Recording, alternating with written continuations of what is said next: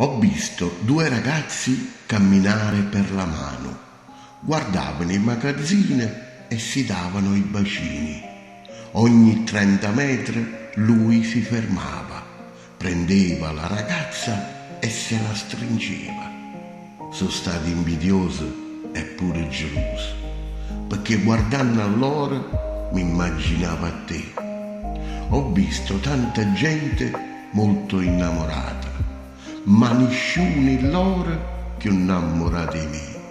Sono stato fortunato quando ho scelto te, perché si è innamorata più bella che ci sta.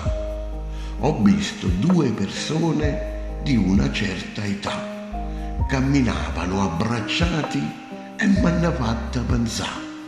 Ha già pensato, è bello quando siamo piccerilla, ma l'amore è bello pure a picchiariella.